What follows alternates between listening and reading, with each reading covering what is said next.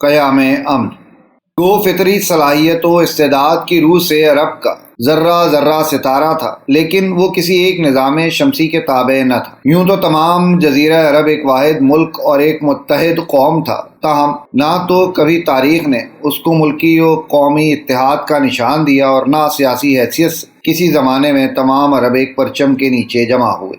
جس طرح گھر گھر کا الگ خدا تھا، اسی طرح قبیلہ قبیلہ کے جدا رئیس تھے۔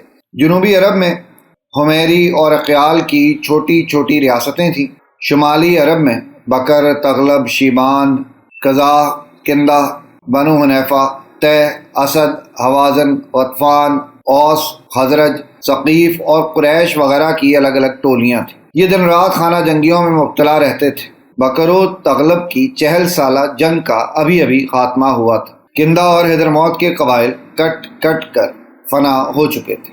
اوس و خزرج لڑ لڑ کر اپنے ایک ایک سردار کو کھو چکے تھے۔ خاص حرم اور اشر حرم میں بنو قیس اور قریش کے درمیان حرب فجار کا سلسلہ جاری تھا، اور اس طرح تمام ملک مارکہ کارزار بنا ہوا تھا۔ پہاڑوں اور صحراؤں میں خود مختار جرائم پیشہ قبائل آباد تھے۔ تمام ملک قتل و غارت گری، سفاکی، خون ریزی کے خطرات میں گھرا تھا۔ تمام قبائل لامتناہی سلسلہ جنگ کی زنجیروں میں جکڑے ہوئے تھے۔ انتقام، سار اور خون بہا کی پیاس سینکڑوں اور ہزاروں اشخاص کے قتل کے بعد بھی نہیں بجھتی تھی۔ ملک کا ذریعہ معاش غارت گری کے بعد فقط تجارت تھا، لیکن تجارت کے قافلوں کا ایک جگہ سے دوسری جگہ تک گزر جانا محال تھا۔ ہیرا کے عرب بادشاہ اگرچہ شمالی عربستان میں اثر اور اقتدار رکھتے تھے، تاہم ان کا تجارتی سامان بھی عکاس کے بازاروں میں بآسانی نہیں پہنچ سکتا تھا۔ شہور حج عملاً عرب کے مقدس مہینے تھے، مگر یہ بھی لڑائیوں کے جواز کے لیے کبھی بڑھا اور کبھی گھٹا دیے جاتے تھے۔ بہت سے جرائم پیشہ قبائل کے لیے بہترین ذریعہ معاش حج کا موسم تھا۔ مکہ کے آس پاس اسلم و غفار وغیرہ کے قبائل آباد تھے، جو حاجیوں کا اسباب چرانے میں بدنام تھے۔ طے نہایت ممتاز اور نامور قبیلہ تھا، لیکن وہ بھی اسی طرح کے کاموں کے لیے شہرت رکھتا تھا۔ سلیق ابن السلقہ اور ثابت شرح عرب کے مشہور شاعر تھے، لیکن ان کی شاعری کا تمام تر سرمایہ صرف اپنی چوری اور ہیلا گری کے پرفخر کارنامے تھے۔ ملک میں اضطراب اور بدامنی کا یہ حال تھا کہ عبد القیس، جو بحرین کا ایک طاقتور قبیلہ تھا، مصری قبائل کے ڈر سے اشہر حرم کے سوا اور مہینوں میں حجاز کا رخ نہیں کر سکتا تھا۔ فتح مکہ کے بعد بھی جب ملک میں سکون شروع ہو چکا تھا، مدینہ سے مکہ تک کا سفر خطرناک تھا، اور اب بھی لوگ ڈاکے ڈالتے رہتے تھے۔ ہجرت کے 5-6 برس کے بعد بھی شام کے تجارتی قافلے دن دہاڑے لوٹ لیے جاتے تھے، یہاں تک کہ کبھی کبھی خود دارالاسلام کی چراگاہوں میں بھی چھاپے مارے جاتے تھے۔ حضرت صلی اللہ علیہ وآلہ وسلم جب لوگوں کو ملک کے امن و امان کی بشارت دیتے تھے کہ ایک زمانہ آئے گا جب ہیرا سے خاتون محمل نشیں تنہا سفر کرے گی اور اللہ کے سوا کسی کا اس کو خوف نہ ہوگا، تو لوگوں کو تعجب آتا تھا۔ سن 9 ہجری میں ایک شخص نے آ کر شکایت کی کہ میرا مال ڈاکوؤں نے لوٹ لیا ہے۔ آپ صلی اللہ علیہ وآلہ وسلم نے فرمایا کہ عنقریب وہ زمانہ آئے گا جب مکہ کو قافلہ بے نگہبان جایا کرے گا۔ اتنے بڑے ملک میں صرف حرم کی سرزمین ایسی تھی جہاں لوگوں کو اطمینان میسر آ سکتا تھا۔ خدا نے قرآن مجید میں اہل مکہ پر اپنا سب سے بڑا احسان یہی جتایا ہے۔ سورۃ قریش، بسم اللہ الرحمن الرحیم، لإلاف قریش إیلافہم رحلۃ الشتاء والصیف فلیعبدوا رب ھذا البیت الذی اطعمہم من جوع وآمنہم من خوف۔ قریش کو مانوس رکھنے کے لیے اللہ نے ان کے دلوں میں محبت ڈال دی، رحلۃ الشتاء والصیف، سفر کی سردیوں میں بھی اور گرمی میں بھی۔ اس میں اشارہ ہو رہا ہے کہ جو ایسٹ ویسٹ ٹریڈ میں قریش کو مونوپولی حاصل ہو گئی تھی۔ پہلے یہ ٹریڈ قوم سبا کے ہاتھ میں تھی، جبکہ عروج کا دور تھا یمن کا۔ تو ہوتا یہ تھا کہ ہندوستان سے اور جاوا اور ملایا، سماٹرا، بورنیو اور چین سے سارا جو سامان تجارت آتا تھا وہ یمن کے ساحل پر، کیونکہ نہر سویس تو تھی نہیں۔ اب ایک طرف وہ ہے فار ایسٹ، ایک طرف ہے یورپ، اور یورپ کو اور فار ایسٹ کو ملانے والے کوئی آبنائے نہیں ہے، پانی۔ اور وہ راستہ جو ہے round the Cape of Good Hope, وہ تو 1498 میں واسکو ڈی گاما نے تلاش کیا ہے، گویا کہ حضور کی بعثت کے 800 برس بعد۔ اس وقت کیا شکل تھی کہ سارا یورپ کا سامان تجارت آیا تھا فلسطین کے ساحل پر، شام کے ساحل پر، اور یہاں سے سارا مال آ کر اترتا تھا یہ یمن کے ساحل پر۔ تو کچھ عرصے پہلے تک تو کوئی 150-200 برس پہلے تک حضور سے یہ ساری تجارت یمنیوں کے ہاتھ میں تھی. یمنی قافلے لے کر چلتے تھے، یہاں سے اس مال کو لے گئے وہ شام تک، پھر وہاں سے مال لے آئے، اور یہ ایک طرح سے گویا کہ ایسٹ اینڈ ویسٹ جو ٹریڈ تھی اس میں انہیں کی پوزیشن حاصل تھی. پھر جب سیل العالم آیا ہے، ان پر سیلاب آیا ہے، وہ تباہ و برباد ہو گئے، تو پھر یہی ایسٹ ویسٹ ٹریڈ جو ہے یہ قریش کے ہاتھ میں آ گئی. اور ان کو خاص طور پر پروٹیکشن یہ حاصل تھی کہ چونکہ یہ خانہ کعبہ کے متولی تھے اور وہاں تمام قبیلوں کے بت رکھے ہوئے تھے، گویا کہ سب کے خدا ہاسٹیج تھے ان کے پاس، لہذا ان کے قافلے پر کوئی حملہ نہیں کر سکتا تھا، کسی اور کا قافلہ بچ کے جا نہیں سکتا.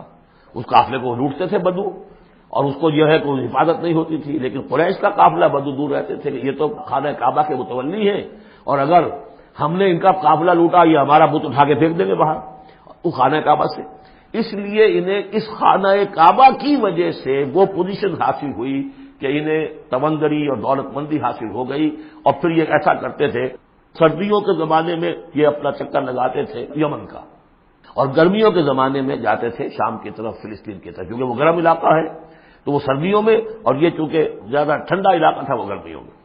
الاف قریش، اس واسطے کے مانوس رکھا قریش کو، الافہم رحلۃ الشتاء والصیف، ان کے دلوں میں وہ الاف سے مراد کیا ہے کہ سفر جو ہے ان کا جاڑے کا اور گرمی کا، اس سے ان کو گویا کہ مانوس کر دیا.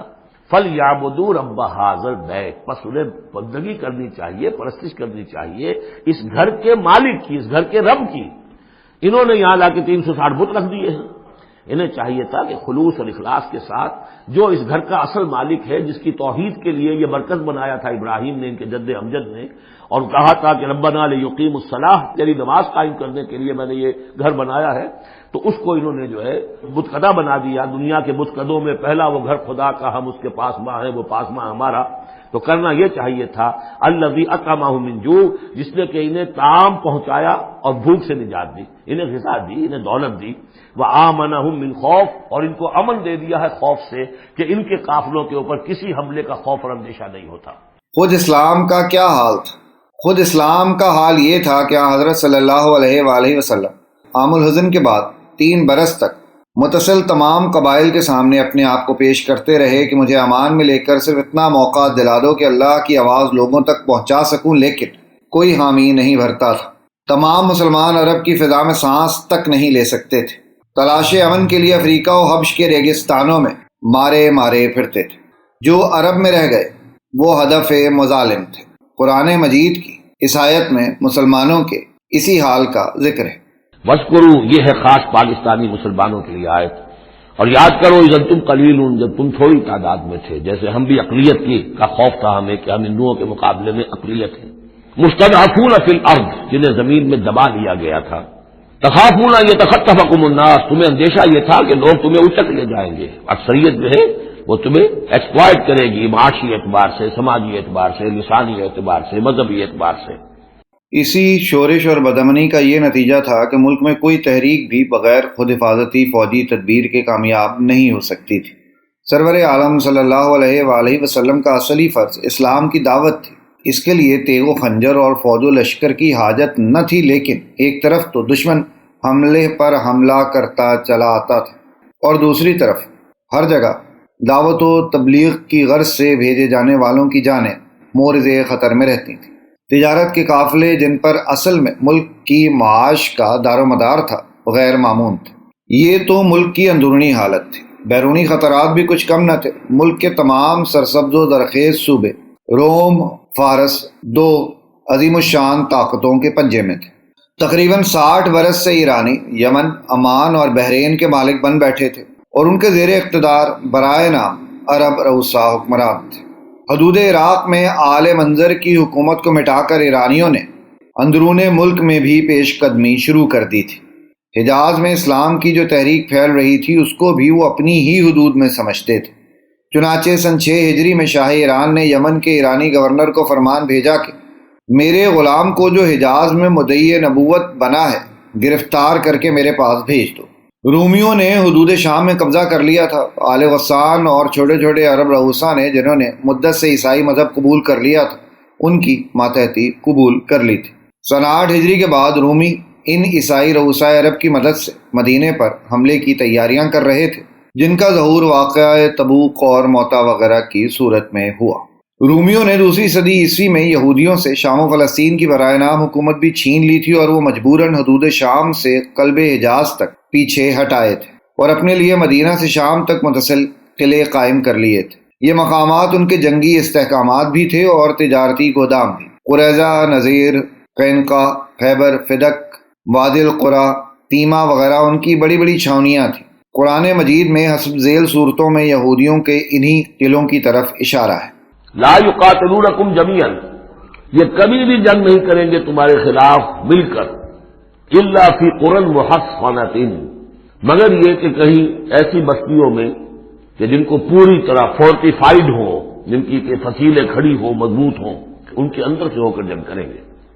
زمانہ قدیم میں مالی کاروبار کی وسعت نے اسپین اور دیگر ممالک یورپ میں یہودیوں کو جس طرح ملک کی سیاست میں خطرناک عنصر بنا دیا تھا، یہی حال ان کا عرب میں بھی تھا۔ ان چند قلعوں کے برتے پر وہ اسلام کی قوت کو بالکل خاطر میں نہیں لاتے تھے۔ حضرت صلی اللہ علیہ وآلہ وسلم کو متعدد لڑائیاں صرف ان کی شرارت سے لڑنی پڑی۔ بدر میں جب مسلمانوں کو فتح حاصل ہوئی تو یہ فخریہ کہتے تھے کہ بیچارے مکہ کے قریش لڑنا کیا جانے، مسلمان کو ہمارے قلعوں سے مقابلہ پڑے تو معلوم ہو۔ غرض عرب کا ملک متعدد اور مختلف اندرونی اور بیرونی خطرات میں مبتلا تھا۔ ہجرت کے بعد 8 برس کی متواتر کوششوں اور پہم اصطلاحات کا یہ نتیجہ ہوا کہ محال نے امکان بلکہ واقعے کی صورت اختیار کر لی۔ عرب کے سیاسی ذوف کا تمام تر راز نا اتفاقی اور باہمی جنگ و جدال میں مضمر تھا، اور اس نا اتفاقی اور خانہ جنگی کا سبب صرف یہ تھا کہ تمام عرب مختلف خاندانوں اور نسلوں میں منقسم تھا۔ تمام ملک کے اجتماع اور اتحاد کے لیے ان میں کوئی مستحکم رشتہ موجود نہ تھا۔ محمد رسول اللہ صلی اللہ علیہ وآلہ وسلم نے تمام عرب کی شیرازہ بندی کے لیے اسلام کا رشتہ قائم کیا، اور دفتن اس روحانی رشتے نے خون، قرابت اور نسل کے سارے تار ادھیڑ دیے اور صرف ایک کلمہ لا الہ الا اللہ محمد رسول اللہ کی تار اب تمام عرب کی اتحادی روح کو حرکت دے رہی تھی۔ اللہ سبحانہ و تعالیٰ نے قرآن مجید میں اس اجتماع اور اتحاد کے وجود کو اپنی نعمت فرمایا۔ یا ایھا الذین آمنوا اتقوا اللہ حق تقاتہ ولا تموتن الا وانتم مسلمون، واعتصموا بحبل اللہ جميعا ولا تفرقوا واذکروا نعمت اللہ علیکم اذ کنتم اعداء فألف بین قلوبکم فاصبحتم بنعمتہ اخوانا وَكُنْتُمْ عَلَى شَفَا حُفْرَةٍ مِّنَ النَّارِ فَأَنقَذَكُم مِّنْهَا كَذَلِكَ يُبَيِّنُ اللَّهُ لَكُمْ آيَاتِهِ لَعَلَّكُمْ تَهْتَدُونَ فَلْتَكُن مِّنكُمْ أُمَّةٌ يَدْعُونَ إِلَى الْخَيْرِ وَيَأْمُرُونَ بِالْمَعْرُوفِ وَيَنْهَوْنَ عَنِ الْمُنكَرِ وَأُولَٰئِكَ هُمُ الْمُفْلِحُونَ۔ یہاں پر اصل میں ایک سہ نکاتی لائحہ عمل دیا جا رہا ہے امت کو۔ ظاہر بات ہے کہ یہ امت اب ہمیشہ قائم رہنے والی ہے قیامت تک، اور اس میں زوال بھی آئے گا، اور اللہ تعالیٰ باہمت لوگوں کو بھی پیدا کرے گا، اولو العزم لوگوں کو پیدا کرے گا، جیسا کہ ہمیں معلوم ہے مجددین امت اٹھتے رہے ہر صدی کے اندر۔ لیکن جب بھی کوئی کام دین کی تجدید کا ہو، دین کو اثر نو تازہ کرنے کی کوشش ہو، دین کو قائم کرنے کی جد و جہد ہو، تو اس کا ایک لائحہ عمل ہوگا۔ وہ لائحہ عمل ہے جو ان 3 آیات میں جو ابھی میں نے آپ کو پڑھ کر سنائی ہیں نہایت جامعیت کے ساتھ سامنے آیا ہے۔ اور یہ حسن اتفاق ہے کہ یہ 3 آیات ہیں، جیسے سورۃ العصر 3 آیات ہیں، ایسے یہ 3 آیات ہیں نہایت جامع۔ اس میں پہلا نقطہ کیا ہے؟ جب بھی کوئی کام کرنا ہے سب سے پہلے افراد کی شخصیت سازی، کردار سازی۔ یا ایھا الذین آمنوا اتقوا اللہ حق تقاتہ، اہل ایمان اللہ کا تقوی اختیار کرو جتنا کہ اس کے تقوی کا حق ہے۔ ولا تموتن الا وانتم مسلمون، اور دیکھنا ہرگز موت نہ آنے پائے مگر فرما برداری کی حالت میں۔ یہ سب سے گاڑھی آیت ہے قرآن مجید میں تقوی کی تلقین کے لیے۔ اللہ کا حق جتنا ہے اتنا تقوی۔ اس پر صحابہ گھبرا گئے کہ یا رسول اللہ کا حق کون ادا کر سکتا ہے؟ پھر جب آیت اتری ہے سورہ تغابن کی کہ فاتقوا اللہ ما استطعتم، اپنی امکانی حد تک تقوی اختیار کرو، تب ان کی جان میں جان آئی۔ ساتھ ہی یہ کہ مت مرنا مگر حالت فرما برداری میں، کیا معنی ہے؟ کوئی پتہ نہیں کس لمحے موت آ جائے۔ کوئی لمحہ نافرمانی میں نہ گزرے مبادا موت کا ہاتھ اسی وقت آ کر تمہیں دبوچ لے۔ اس طرح کی شخصیتیں اگر پہلے نہ بنی ہوں تو کوئی کام نہیں ہو سکتا۔ پہلے کردار سازی افراد کی، اب جب یہ کردار سازی ہو، دوسرا مرحلہ کیا ہے؟ وَاعْتَصِمُوا بِحَبْلِ اللَّهِ جَمِيعًا وَلَا تَفَرَّقُوا، ایک اجتماعیت اختیار کرو، اللہ کی رسی کو مضبوطی سے تھام لو مل جل کر، اور تفرقے میں مت پڑو۔ یہاں کیونکہ اس سے پہلے جو رکوع ختم ہوا ہے وَمَن يَعْتَصِم بِاللَّهِ، جو اللہ تعالیٰ سے چمٹ جائے، اللہ کی حفاظت میں آ جائے، فَقَدْ هُدِيَ إِلَىٰ صِرَاطٍ مُسْتَقِيمٍ۔ اور سورہ حج کی آخری آیت میں بھی یہ لفظ آیا ہے فَأَقِیمُوا الصَّلَاةَ وَآتُوا الزَّکَاةَ وَاعْتَصِمُوا بِاللَّهِ۔ اب اللہ کی حفاظت میں کیسے آئے، اللہ سے کیسے چمٹے؟ اس کے لیے فرمایا وَاعْتَصِمُوا بِحَبْلِ اللَّهِ، اللہ کی رسی سے چمٹ جاؤ، اللہ کی رسی کو مضبوطی سے تھام لو۔ اور یہ اللہ کی رسی کون سی ہے؟ متعدد احادیث کے ذریعے سے واضح ہوتا ہے کہ یہ ہے قرآن۔ ایک طرف ہے انسان میں تقویٰ، ایک طرف اس میں علم آنا چاہیے، قرآن کا فہم پیدا ہونا چاہیے، قرآن کے نظریات کو سمجھنا چاہیے، قرآن کی حکمت کو سمجھنا چاہیے۔ انسانوں میں اجتماعیت جو ہے وہ جانوروں کے گلوں کی طرح نہیں ہو سکتی کہ بھیڑ بکریوں کا ایک بڑا ریوڑ ہے اور ایک چرواہا جو ہے وہ لکڑی لے کر ان کو سب کو ایک ڈسپلن میں لیے ہوئے ہے۔ انسانوں کو جمع کرنا ہے تو ان کے ذہن ایک بنانے ہوں گے، ان کی سوچ ایک بنانی ہوگی۔ یہ حیوان عاقل ہیں، یہ باشعور لوگ ہیں، ان کی سوچ ایک ہو، نظریات ایک ہو، مقاصد ایک ہو، ہم آہنگی ہو، نقطہ نظر ایک ہو، تبھی تو یہ جمع ہوں گے۔ اس کے لیے وہ چیز چاہیے جو ان میں یکرنگی خیال، یکرنگی نظر، یکجہتی مقاصد کی ہم آہنگی پیدا کر دیں، اور وہ قرآن ہے۔ حبل اللہ هو حبل اللہ المتین، حضرت علی سے روایت ہے، حضرت عبداللہ ابن مسعود سے ہے، حضور نے فرمایا القرآن حبل اللہ ممدود من السماء الى الارض، اللہ کی مضبوط رسی ہے جو آسمان اور زمین کے درمیان تنی ہوئی ہے۔ ایک اور حدیث میں فرمایا فاستبشروا فإن طرفه بأيديكم وطرفه بيد الله، خوشیاں مناؤ، یہ قرآن ایسی شے ہے کہ جس کا ایک سرا تمہارے ہاتھ میں، ایک سرا اللہ کے ہاتھ میں۔ تو تقرب الی اللہ کا ذریعہ بھی قرآن، اور آپس میں تمہیں جوڑ کر رکھنے کا ذریعہ بھی قرآن۔ تو دوسرا نقطہ ہوا واعتصموا بحبل اللہ جميعا ولا تفرقوا واذکروا نعمت اللہ علیکم اذ کنتم اعداء، اور ذرا یاد کرو جو اللہ کا انعام تم پر ہوا کہ تم تو ایک دوسرے کے دشمن تھے، فالف بین قلوبکم، تو اللہ نے تمہارے دلوں کے اندر الفت پیدا کر دی، فاصبحتم بنعمتہ اخوانا، تم اللہ کے فضل و کرم سے بھائی بھائی بن گئے۔ یہ یہاں گویا کہ اولین مخاطب یہاں انصار ہیں، ان کے جو دو قبیلے تھے اوس اور خزرج، وہ آپس میں لڑتے آ رہے تھے 100 برس سے، خاندانی دشمنیاں چلی آ رہی تھی، قتل کے بعد قتل، ادھر کا قتل ادھر کا قتل، لیکن اب جب یہ ایمان آیا، پھر اللہ کی کتاب آ گئی، محمد رسول اللہ آ گئے، تو اب وہ شیر و شکل ہو گئے، ان کے جھگڑے ختم ہو گئے۔ اس طرح پورے عرب کے اندر غارت گری ہوتی تھی، اسے دارالامن بنا دیا۔ وَكُنْتُمْ عَلَىٰ شَفَا حُفْرَةٍ مِّنَ النَّارِ، اور تم تو آگ کے گڑھے کے کنارے تک پہنچ گئے تھے، بس اس میں گرنے والے تھے، فَأَنقَذَكُم مِّنْهَا، تو اللہ نے اس سے تمہیں نکال لیا اور بچا لیا۔ كَذَٰلِكَ يُبَيِّنُ اللَّهُ لَكُمْ آيَاتِهِ لَعَلَّكُمْ تَهْتَدُونَ، اس طرح اللہ تعالیٰ اپنی آیات تمہارے لیے واضح کر رہا ہے تاکہ تم راہ پاؤ، صحیح راہ پر قائم رہو۔ یہ دو نقطے ہو گئے، پہلے افراد کے کردار کی تعمیر، تقویٰ اور تابعداری فرما برداری، پھر جمعیت، تنظیم، جماعت، اور اس کے لیے جو مانوی جو اس کے لیے ہے، جو محور ہے اس تنظیم کا، وہ مانوی محور کیا ہے؟ قرآن مجید، حبل اللہ، احتسامش کن کہ حبل اللہ اوس، مضبوطی سے تھامو، اس کو علامہ اقبال کہتے ہیں قرآن کو، حبل اللہ یہ ہے۔ اب یہ جو حبل اللہ، اور جو اس کے لیے ظاہری شکل بنے گی وہ بھی اس صورت میں ہم پڑھ چکے ہیں، من انصاری اللہ، کہ کوئی اللہ کا بندہ کھڑا ہو اور کہے کہ میں تو اس راستے پر چل رہا ہوں، اب کون ہے جو میرے ساتھ آتا ہے اور میرا مددگار بنتا ہے۔ اب ایسی جمعیت جو وجود میں آئی وہ کیا کرے گی؟ یہ تیسری آیت اہم ترین ہے، وَلْتَكُن مِّنكُمْ أُمَّةٌ يَدْعُونَ إِلَى الْخَيْرِ وَيَأْمُرُونَ بِالْمَعْرُوفِ وَيَنْهَوْنَ عَنِ الْمُنكَرِ، سے نکاتی پھر آ گیا۔ تیسرے میں 3 کام، یہ جماعت کے کرنے کے کام صرف 3 ہیں، دعوت خیر، دعوت الی الخیر، اور سب سے بڑا خیر یہ قرآن ہے۔ یامرون بالمعروف، نیکی کا حکم دیتے رہیں، وینہون عن المنکر، اور بدی سے روکتے رہیں، واولئک هم المفلحون، اور یہی لوگ ہیں جو فلاح پانے والے ہیں۔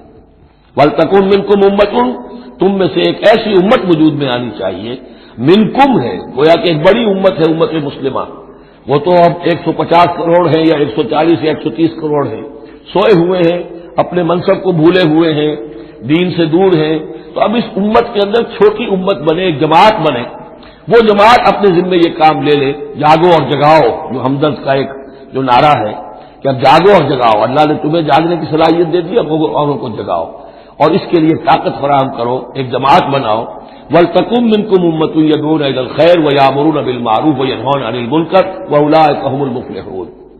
یہی لوگ فلاح پانے والے ہیں۔ وہ بڑی امت کروڑوں کی جو ہے جو یہ کام نہیں کرتی، وہ فلاح کی امید میں اگر ہے اور نجات کی امید میں ہے تو ایک امید موہوم ہے۔ فلاح پانے والے صرف یہ لوگ ہوں گے، اولئک هم المفلحون۔ اب اسی میں آگے چل کر میں نے جو منہج انقلاب نبوی ہے اس نے یہ بات واضح کی ہے کہ جب کوئی انقلاب کے لیے آخری اقدام ہوگا وہ بھی نہی عن المنکر بالید، اس لیے کہ حدیث میں حضور نے نہی عن المنکر کے 3 مرتبے بیان کیے ہیں۔ ابو سعید خدری رضی اللہ عنہ سے روایت ہے، من رأى منكم منكرا فليغيره بيده فإن لم يستطع فبلسانه فإن لم يستطع فبقلبه وذلك أضعف الإيمان، رواہ مسلم رحمہ اللہ۔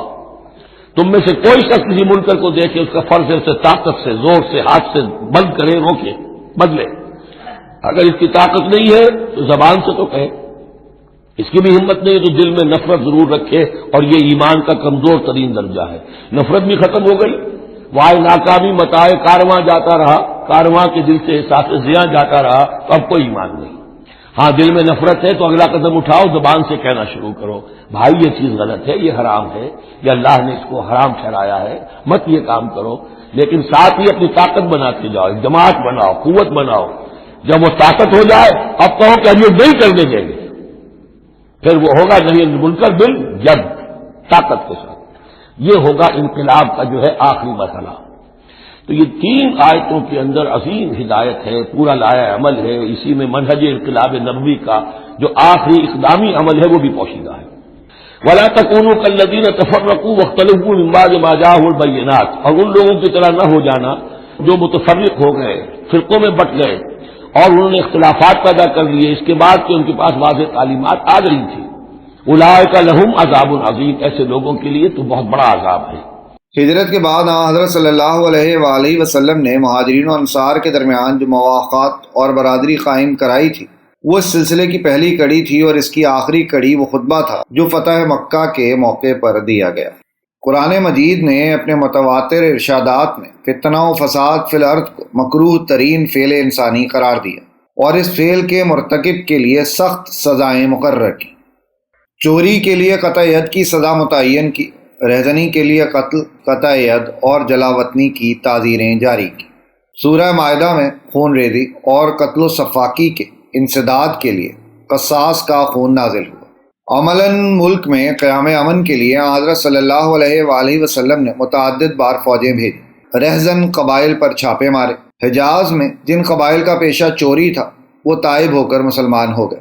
فوجداری اور دیوانی کے مقدمات کے فیصلے کے لیے قوانین وضع ہوئے اور جا بجا اموال کا تقرر ہوا۔ لیکن یہ سب جو کچھ ہوا وہ انسان کی ظاہری فطرت کی پابندی تھی، ورنہ ایک پیغمبر کا فرض ایک مقنن اور ایک عام مدبر کے فرائض سے بدرجہ بلند ہے۔ قانون و خوف تعزیر صرف بازاروں میں اور انسانوں کے عام مجموعوں میں جرائم سے باز رکھ سکتا ہے، لیکن دعوت اسلام کے فیض اثر نے دلوں کو بالکل اللہ سبحانہ و تعالیٰ کے سامنے کر دیا، جو رات کی تاریکیوں میں بھی دیکھتا تھا اور بند دروازوں کھڑکیوں کے پیچھے بھی سب حال جانتا تھا۔ اور اب تمام ملک میں امن و امان قائم تھا، اور عدی بن حاتم نے شہادت دی کہ انہوں نے اپنی آنکھوں سے دیکھا کہ حضرت صلی اللہ علیہ وآلہ وسلم کی پیشن گوئی کے مطابق لوگ صنعا سے حجاز تک تن تنہا سفر کرتے تھے اور خشیت الہی کے سوا اور خوف راستے میں نہ تھا۔ ایک یورپین مورخ نے جس کے قلم نے پیغمبر اسلام صلی اللہ علیہ وآلہ وسلم کی مداح کے لیے بہت کم جنبش کی ہے، وہ بھی ان الفاظ میں اس حقیقت کا اعتراف کرتا ہے، محمد کی وفات کے وقت ان کا سیاسی کام غیر مکمل نہیں رہ گیا تھا۔ آپ ایک سلطنت کی جس کا ایک سیاسی و مذہبی دارالسلطنت مقرر کیا گیا تھا بنیاد ڈال چکے تھے۔ آپ نے عرب کے منتشر قبائل کو ایک قوم بنا دیا تھا۔ آپ نے عرب کو ایک مشترک مذہب عطا کیا اور ان میں ایک ایسا رشتہ قائم کیا جو خاندانی رشتوں سے زیادہ مستحکم اور مستقل تھا۔ بیرونی خطرات کے انسداد کے لیے اللہ سبحانہ و تعالیٰ نے عجیب و غریب سامان پیدا کر دیے۔ قریش اور منافقین مدینہ کے اشتعال سے یہودیوں نے اسلام کو پامال کرنا چاہا، جس کا نتیجہ یہ ہوا کہ وہ خود چور چور ہو گئے۔ سن 3 ہجری سے سن 7 ہجری تک متواتر لڑائیاں پیش آئیں اور آخر فتح خیبر پر ان کی سیاسی قوت کا خاتمہ ہو گیا۔ رومیوں نے اور حدود شام کے عیسائی عربوں نے اسلام کے استحصال کا بیڑا اٹھایا۔ عیسائی رؤسائے عرب میں سب سے زیادہ طاقتور اور پرزور غسانی تھے، جو رومیوں کے ہاتھ میں کٹ پتلی کی طرح کام کرتے تھے۔ بحرہ، وائل، بکر، جزام اور عاملہ وغیرہ عرب قبائل ان کے ماتحت تھے۔ ان کے علاوہ دومت الجندل، ایلا، تبالا اور جرش وغیرہ کے چھوٹے چھوٹے عیسائی اور یہودی رئیس تھے۔ غسانیوں کے حملے کی ابتدا اس طرح ہوئی کہ حارث رضی اللہ عنہ بن عمیر جو شاہ بصرہ کے دربار میں دعوت اسلام کا خط لے کر گئے تھے، ان کو غسانیوں نے راستے میں قتل کر دیا، جس کے نتیجے میں جنگ موتا پیش آئی۔ اس کے بعد 9 ہجری میں غزوہ تبوک پیش آیا۔ دم بدم خبریں آتی رہتی تھیں کہ رومی حملہ آوری کے لیے عیسائی عربوں کی ایک فوج گراں ترتیب دے رہے ہیں اور 1 سال کی پیشگی تنخواہ بھی فوج کو تقسیم کر چکے ہیں۔ یہ بھی خبر تھی کہ غسانی فوج کی آراستگی میں مصروف ہیں اور گھوڑوں کی نال بندی بھی کرا رہے ہیں۔ اس بنا پر حضرت صلی اللہ علیہ وآلہ وسلم نے 30,000 صحابہ کے ساتھ پیش قدمی فرمائی اور 20 دن تک دشمنوں کی آمد کا انتظار کرتے رہے، لیکن کوئی مقابل نہ آیا۔ تاہم اس پیش قدمی کا فائدہ یہ ہوا کہ غسانیوں کے علاوہ تمام رؤساء نے رومیوں کو چھوڑ کر اسلام کی حمایت قبول کر لی۔ سن 11 ہجری میں زمانہ مرض الموت میں حضرت صلی اللہ علیہ وآلہ وسلم نے اسامہ بن زید رضی اللہ عنہ کی سپہ سالاری میں رومیوں کے مقابلے کے لیے پھر فوجیں روانہ فرمائیں، لیکن اس مہم کا اختتام حضرت ابوبکر صدیق رضی اللہ عنہ کے عہد میں ہوا۔ ایرانیوں کی حکومت زندگی کے آخری دور کو پہنچ چکی تھی۔ سن 10 ہجری میں اسلام کی دعوت پہنچنے کے ساتھ ہی بلا مقابلہ و جنگ یمن، عمان اور بحرین میں ان کی قبائلی حکومت کا تار الگ ہو گیا۔ غرض 9-10 برس کی متواتر اور پہم کوششوں سے اور اللہ سبحانہ وتعالیٰ کی تائید کے سبب سے اب تمام ملک میں امن و امان قائم ہو گیا۔ قریش اور یہود کی سازشوں کا طلسم ٹوٹ گیا، قبائل کی خانہ جنگیاں مٹ گئیں، تمام رہزن اور ڈاکو جتھے رام ہو گئے، بیرونی خطرات کا انسداد ہو گیا۔